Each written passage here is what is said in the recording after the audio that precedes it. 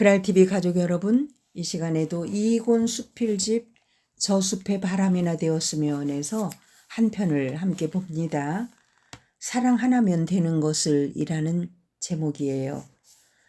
퇴직 이후 새벽 걷기를 꾸준히 하다가 언제부터인가 걷기가 내 일과에서 빠졌다.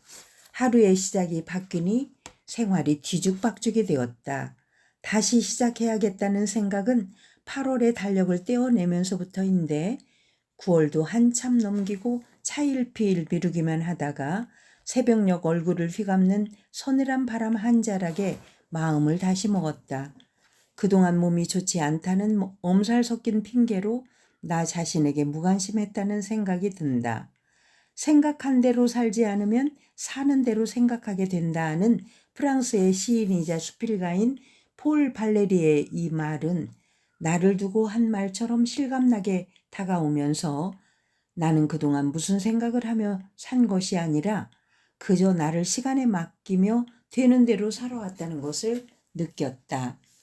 여름의 그 강렬한 태양에 견디느라 억세질 대로 억세진 풀들이지만 그들도 계절 앞에서는 어쩔 수 없는 듯 가까이만 가도 손을 벨 것 같던 날카로움은 없어지고 잎의 표면에 흐르던 윤기도 사라졌다.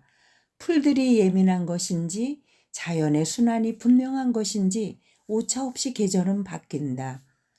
그동안 위로 솟아오르는 풀들의 큰 키에 가려져 보이지 않던 가을 꽃들이 피기 시작한다. 그 꽃들을 위하여 고개를 숙여주는 풀들, 아름다운 배려다.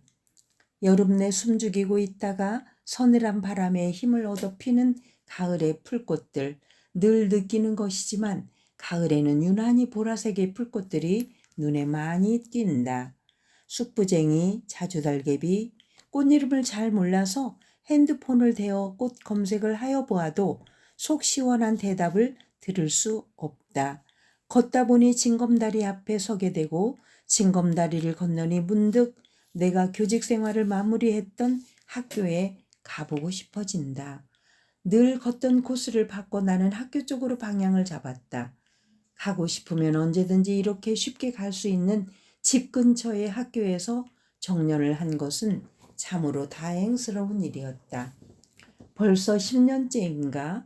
짧다고 볼 수 없는 긴 세월이 흘렀는데도 학교에 대한 애정은 꺼질 듯 하다가 다시 살아나는 불씨처럼 내 가슴을 뜨겁게 할 때가 있다.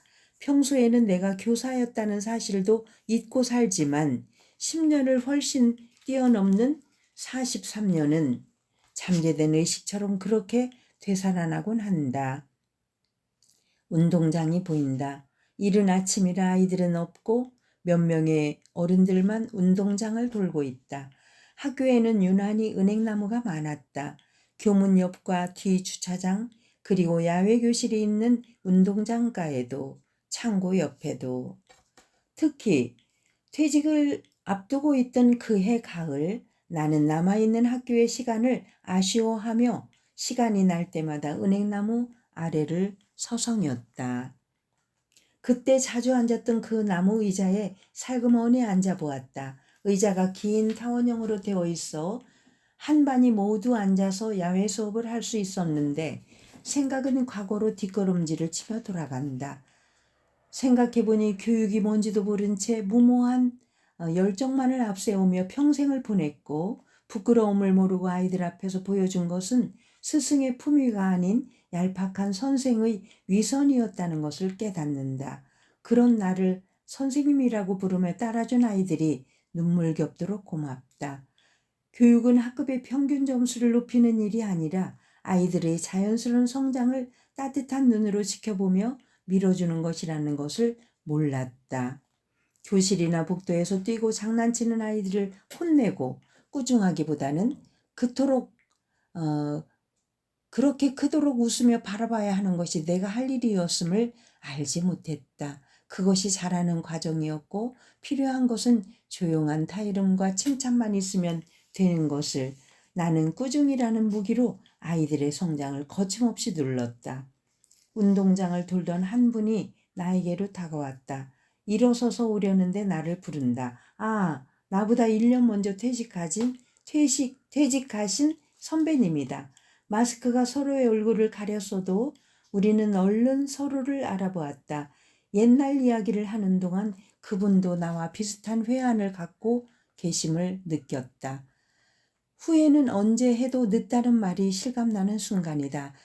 해가 떠오르기 시작하자 역시 마스크를 쓴 어린이들이 하나둘 교문을 들어선다.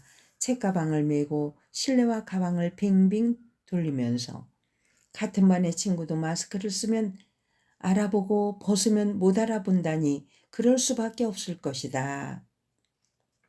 첫날부터 마스크를 쓰고 만나서 한순간도 벗은 적이 없으니 참 이상한 현상이죠. 마스크를 쓰면 알아보고 벗으면 못 알아본다. 참 이상한 풍속도입니다. 교문 앞에서 선배님과 헤어져 다시 천변으로 내려왔다. 도로에는 차들이 달리고 있었다. 내가 근무할 때 출근길에서 바라보던 천변길의 풍경, 천천히 걷는 사람들을 바라보며 가졌던 알 수 없는 연민. 지금은 또 누군가가 나를 그렇게 바라보겠지. 나의 43년을 다시 생각한다. 만 19에서 62살이 될 때까지 스승이라는 말조차 붙이기 부끄러운 나를 거쳐간 수많은 아이들. 초임지에서 맨 처음 만났던 그들의 나이를 헤아려 보니 60대 중반을 넘어서고 있을 것 같다. 그들은 어느 곳 어디에서 어떤 삶을 살고 있는지, 내가 이렇게 늙어가는 만큼 그들도 같이 늙어가고 있을 것이다. 그들은 나를 어떻게 기억하고 있을까? 나를 기억하기는 할까?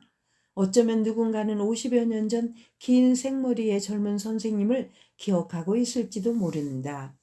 기억에 남는 일을 하는 것도 중요하지만 다른 사람에게 어떻게 기억되는지가 더 중요하다는 것을 살면서 깨닫는다. 집에 들어와 묵은 앨범을 뒤적여 보았다. 앨범 없이 한 장의 졸업사진으로 대신한 것도 있고 앨범을 만든 해도 있다. 사진을 보아도 내 기억 안에서 맴도는 놈이 있는가 하면 기억 밖으로 나가버린 녀석도 있다. 교육. 그러나 안타깝게도 나는 교단에서 물러난 후에야 교육이 무엇인지를 알았다. 사랑 하나면 충분한 것을 왜 나는 굳이 그들을 가르치려고만 하고 바꾸려 하고 내 방식대로 자라기를 바랐는지. 그럼에도 내가 43년간 아이들 앞에 서 있을 수 있었던 것은 오히려 아이들이 나를 사랑해준 덕분이다.